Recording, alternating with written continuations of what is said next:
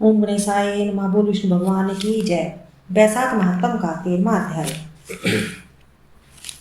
यह कथा सुनकर राजा ने श्रुति देव से प्रश्न किया, हे ब्राह्मण, वैशाख मास में छत्रदान करने का क्या महत्व है? कृपा विस्तार पूर्वक बतलाइए। राजा के इस प्रश्न पर श्रुति देव जी कहने लगे, हे राजन, जो कोई धर्मात्मा वैशाख में व्याकुल और महात्मा को छत्री दान करता है उसको अनंत फल मिलता है। मैं एक प्राचीन इतिहास कहता हूँ, सुनो। सतयुग में हेमकांत नामक बंगाल देश का राजा था। यह राजा कुशकेतु का पुत्र था, अत्यंत बलवान था। एक समय वह राजा शिकार खेलने वन में गया। वहां अनेक मृग और सूरों को मारता हुआ दोपहर में थक कर मुनियों के आश्रम में पहुंचा। उस समय शतऋषि नामक ऋषि ध्यान लगाए समाधि अवस्था में बैठे हुए थे। उनको यह भी मालूम न हुआ कि आश्रम में कौन आया है। वह निश्चित बैठे रहे और राजा का कुछ भी सम्मान नहीं किया। इस पर वह राजा को बड़ा क्रोध आया और ऋषि को मारने के लिए आगे बढ़ा। तब उनके शिष्यों ने उसे रोका और कहा, हे दुर्बुद्धि, हमारे गुरु देव समाधिस्थ होकर बैठे हैं। उनको यह भी पता नहीं कि बाहर क्या हो रहा है, इसलिए क्रोध करना उचित नहीं। तब राजा कहने लगा, हे ब्राह्मणों, मैं थक गया हूँ और तुमने मेरा आतिथ्य सत्कार नहीं किया। तब शिष्यों ने कहा, हम तो गुरु के अधीन हैं, बिना गुरु की आज्ञा के कुछ भी नहीं कर सकते। शिष्यों का ऐसा प्रश्न उत्तर सुनकर क्रोध में राजा ने अपना धनुष उठा लिया और कहने लगा कि मुझसे दान लेकर अन्न खाने वाले मुझे को ही शिक्षा देते हो। ऐसे कृतधनों को अवश्य मारना चाहिए। इतना कहकर राजा उन पर बाण चलाने लगा, जिससे भयभीत होकर शिष्य भागने लगे। तो राजा के सैनिकों ने उनको चारों तरफ से घेर लिया।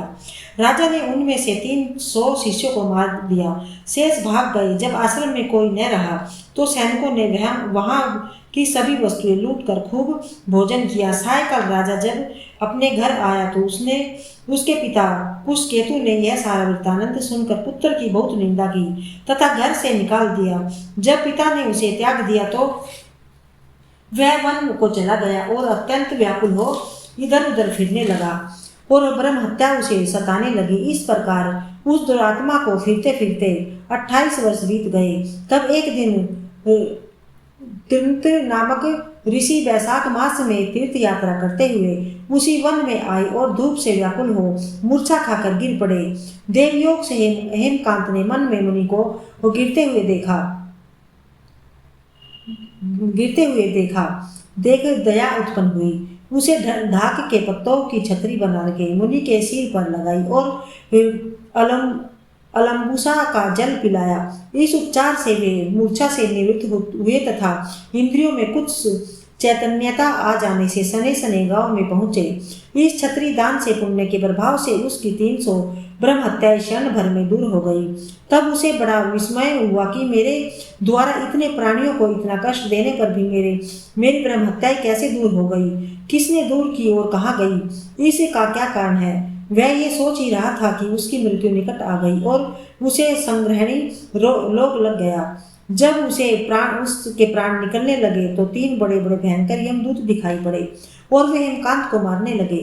तब वह मौन साधारण छत्रदान को याद कर विष्णु भगवान को याद करने लगा। भगवान ने उसी समय अपने मंत्री विश्वसेन को आज्ञा दी कि यमदूतों को रोको और वैशाख मास में छत्री दान करने वाले हेमकांत की रक्षा करो। वह वैशाख मास में छत्री का दान करने से निष्पाप हो चुका है।